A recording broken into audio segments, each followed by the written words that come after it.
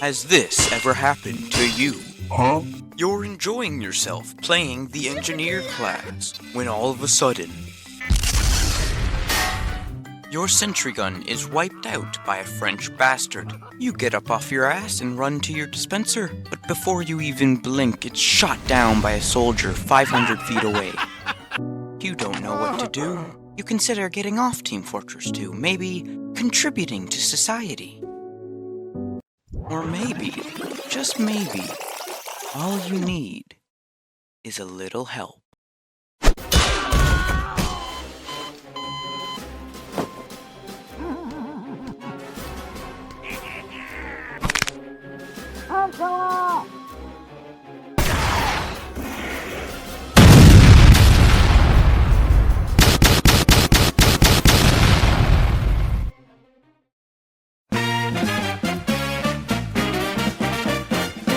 Pybro is probably one of the most respected subclasses in TF2. Surprising, since Pyro himself isn't that respected. I mean, how could you not love someone whose entire job is to make your life easier?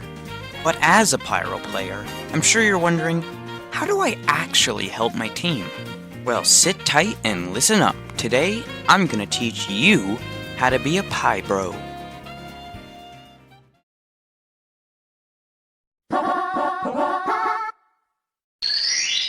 The Homewrecker is what turns you from a regular Pyro into a Pybro.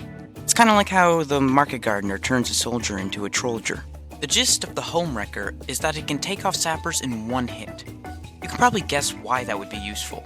So if a spy does manage to kill your NG and he saps their stuff, just give it a good old whack and it'll be good as new. The NG doesn't even have to be dead for you to unsap the buildings. You can take them off in one hit, whereas the NGs take 2, maybe 3 if they're using the Jag. So it's just more efficient for you to do it for the NG. But that's not the only way to thwart spies. Between this and using deodorant, you can also spit fire everywhere, making it impossible for spies to hide. As long as your NG has a dispenser, you're not going to run out of ammo. And who knows, maybe you'll catch one of those invisible bastards.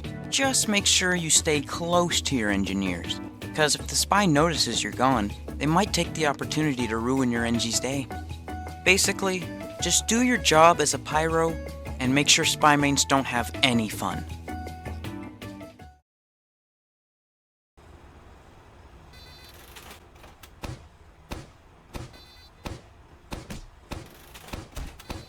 Darn. So far, I've only showed you how to deal with spies, but what about the rest of TF2? Well, first, let's focus on the explosive classes. Soldiers and demos are probably engineers' main enemy, as the burst damage of their explosives are perfect for destroying buildings.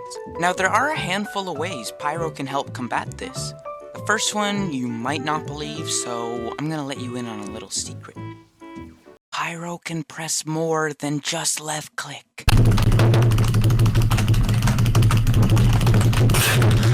But seriously, Air Blast is a powerful tool, and if you get good at it, no projectile will touch you or your engineer. But you'll definitely need to practice, especially with direct hit rockets, which are preferred for destroying buildings, so you'll encounter them more than you think. But a lot of soldiers seem to love to test your ability to air blast. It doesn't usually end well for them. Projectiles aren't all you can air blast though. Ubered enemies can fuck up a sentry, but air blast can almost completely counter this. There's pretty much nothing the enemy combo can do. Also, try to air blast the medic away from the person being Ubered. That way, the person dies, and all the medic can do is think upon his actions. Air blast can't solve all your problems though. Stickies move about 1 millimeter when air blasted, so if you don't reflect them while they're in the air, there's pretty much nothing you can do. Okay, so hear me out. I know I'm biased, but the Scorch Shot is perfect for destroying stickies. Yes, you can use a shotgun, but that's way too slow. The Scorch Shot can take out most stickies in one shot, and on top of that, it's a great damage dealer, so you could potentially kill or severely weaken the enemy before they even reach your engineer. But what if you can't air blast them away, and there's nothing you can do to stop them? Well, As Lazy Purple once said, Nothing but my body. body blocking can outright save an engineer's building.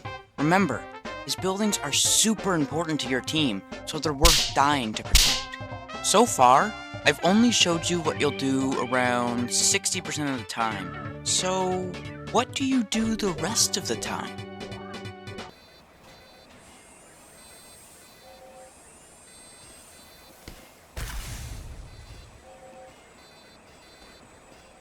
Three days later.